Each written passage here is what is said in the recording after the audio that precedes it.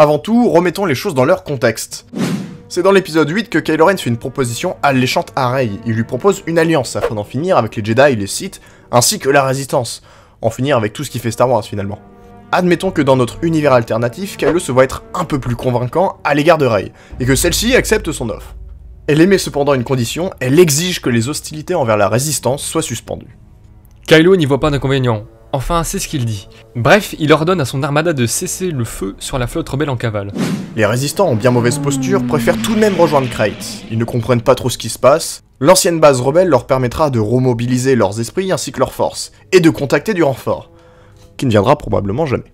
La base de Krayt est largement fortifiée, les rebelles s'attendent à une descente du premier ordre, cependant ce n'est qu'un seul et unique vaisseau qui fait son apparition, le Faucon Millennium, avec Rey et Chewbacca à son bord. Rey leur raconte qu'elle a passé un compromis avec Kylo Ren, dans le but de sauver les restes de la Résistance. Plus important encore, elle révèle aussi que Ben Solo a tué le suprême leader Snoke. En entendant cette nouvelle, Leia croit retrouver son fils, le petit Ben, qu'elle a connu. Cependant, tous ne sont pas du même avis, notamment Finn et Poe qui voient cela comme une trahison. Rey repart rejoindre Kylo Ren par la suite. Embrigadé par Kylo Ren, Rey est désormais persuadé que tuer Luke est la meilleure chose à faire afin de rétablir l'ordre et la paix dans la galaxie. Il faut en finir avec les Sith, les Jedi et la Force en général. Rey donne l'emplacement d'Acto à Kylo Ren et tous deux se mettent en route pour éliminer le dernier Jedi. Arrivé sur la planète, il retrouve Luke Skywalker. Ce dernier dit à Rey qu'elle ne vaut pas mieux que Ben Solo. Rey active son sabre laser, celui d'Anakin Skywalker qui servirait à tuer Luke Skywalker. Kylo Ren active le sien et le combat est lancé. Mais Luke a pas paumé son sabre dans la post-logie. Oui, mais après des années d'exil, il peut apprendre tous les pas de danse de la Carioca afin d'esquiver les coups de ses assaillants, saupoudrer le tout avec une maîtrise totale de la force, et nous avons un combattant hors pair. Youpi, dansons la Carioca. Mais au bout d'un moment, notre maître Jedi s'épuise et se fait surpasser par Rey et Kylo Ren.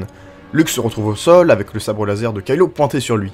Le dernier Jedi regarde Rey et lui dit que Kylo Ren l'utilise pour parvenir à ses fins, et qu'aussitôt ses problèmes réglés, il se débarrassera d'elle.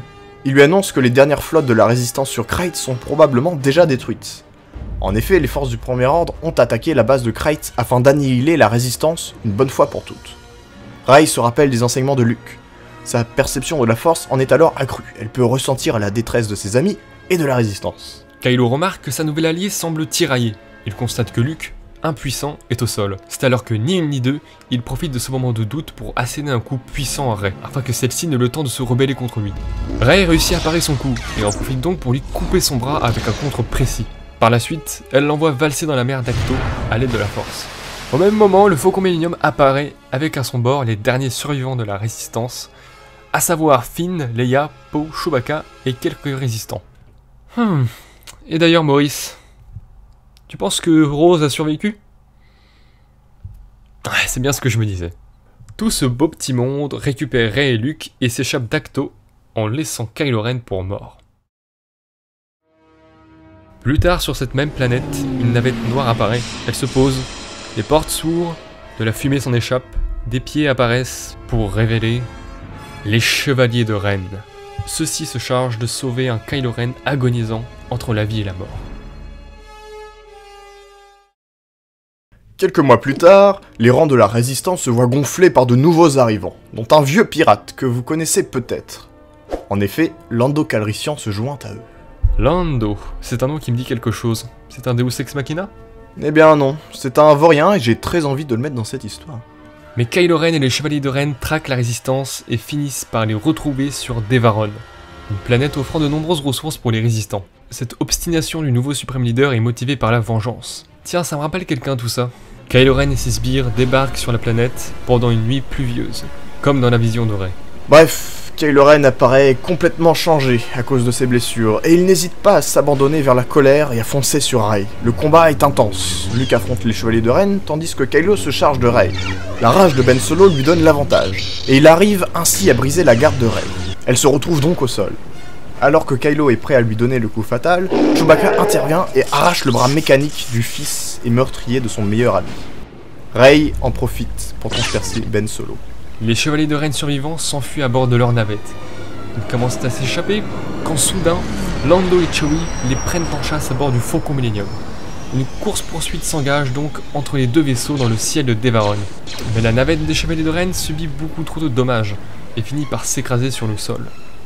Les utilisateurs du côté obscur connu n'existent plus, mais la résistance doit encore faire face à la menace du Premier Ordre, avec la montée en pouvoir du général Hux. Cependant, avec l'absence d'un vrai leader, le Premier Ordre se désagrège et une nouvelle république est instaurée. Rey, de son côté, fait le choix de ne pas faire perdurer le savoir des Jedi, ce qui apporte un équilibre final à la Force en disparaissant. Voulez-vous nous faire l'honneur de vous joindre à nous? Alors merci beaucoup d'être resté jusqu'ici. Si vous avez beaucoup aimé ou même juste aimé, n'hésitez pas à laisser un pouce bleu ainsi qu'à vous abonner et mettez la petite cloche, ça nous ferait beaucoup plaisir. Et voilà, on se retrouve très bientôt, je l'espère, pour des épisodes divers et variés sur vos univers préférés. Salut. Au revoir.